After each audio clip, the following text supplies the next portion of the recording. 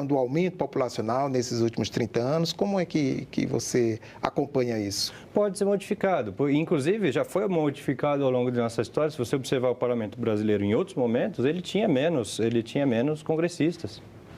Ok. Só lembrando aí, o presidente Michel Temer e o presidente eleito Jair Bolsonaro, com o presidente do Congresso, Eunício Oliveira, se dirigindo ao plenário da Câmara dos Deputados para dar início aos trabalhos desta sessão solene que celebra os 30 anos da Constituição de 1988.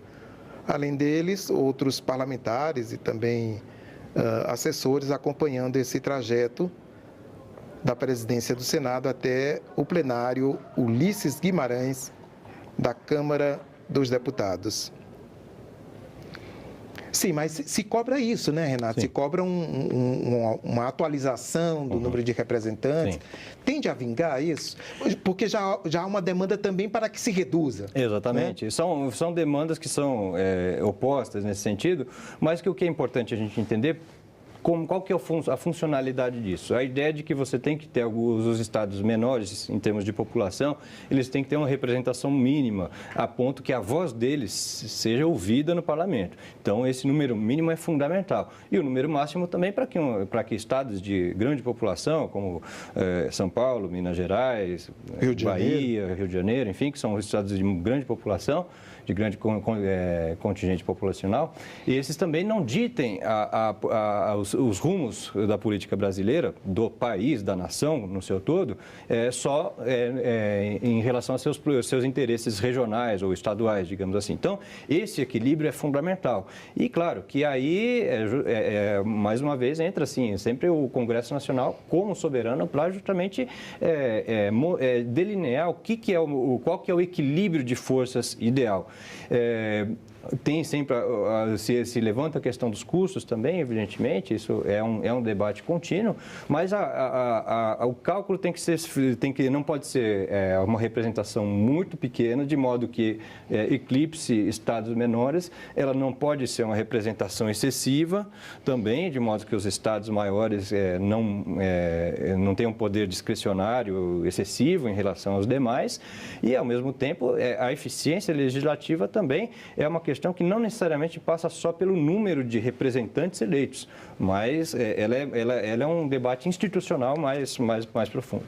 Muito bem.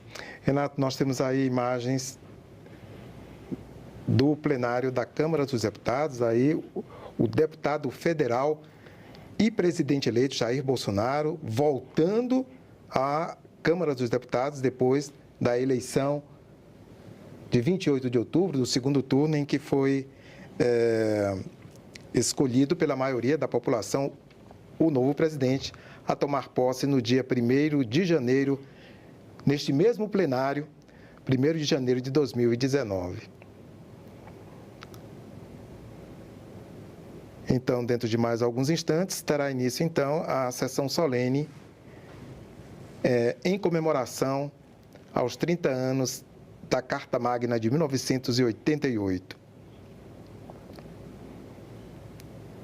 O presidente eleito acenando aí aos seus colegas de Câmara dos Deputados.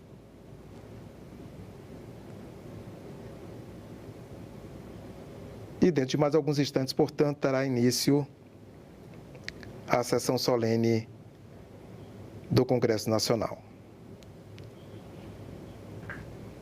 Sobre essa questão, Renato, muitos costumam fazer uma comparação, né, quanto é que vale um deputado em São Paulo e em Roraima, que é um dos estados com menor população. Mas a questão política é mais complexa, né? Não é só uma questão de quantidade de eleitores, né? Exato. Porque se a gente observar, também é um dado importante a gente lembrar nesse momento, que todos os sistemas políticos do mundo, eles nenhum tem uma representação precisa. Todos têm ajustes. O colégio eleitoral americano, né? Que é um outro sistema. A Califórnia, a Texas tem mais delegados do que os estados menores. Inclusive, e lá é inclusive um sistema diferente, porque é uma eleição indireta lá para o presidente. De todo modo, os colégios eleitorais, e eles são sempre calibrados lá. Eles têm muita autonomia, né? Cada estado tem autonomia, mas, enfim, e os colégios eleitorais a cada ano, eles podem, a cada ano não, a cada eleição, eles podem sofrer alterações também. E os distritos dentro dos estados também sofrem alterações lá. Então, todos os sistemas do mundo, na Europa, na Ásia, nas Américas, todos os sistemas, eles sempre necessitam de constante ajuste, né? A questão é quais ajustes devem ser tomados. E isso tem a ver com quais os objetivos que se tem com isso.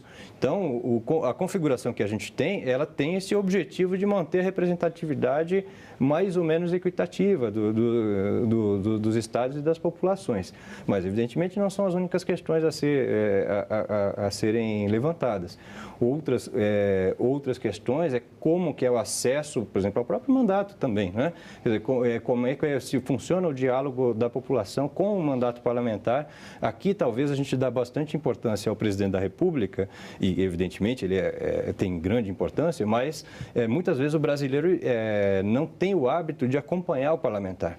Esse é um trabalho fundamental, porque é no parlamento aqui que muitas das leis são, de fato, consolidadas, chegam à sua forma final, não é?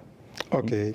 Renato, nós vamos aí, mais uma vez, acompanhar um pouco do que está acontecendo ali no plenário da Câmara dos Deputados.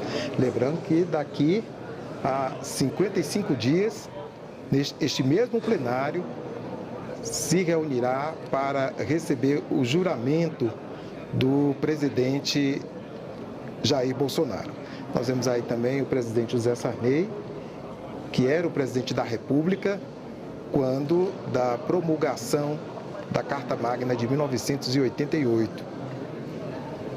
Ele que já presidiu o Senado e o Congresso em vários mandatos. O plenário, como a gente pode ver, está bem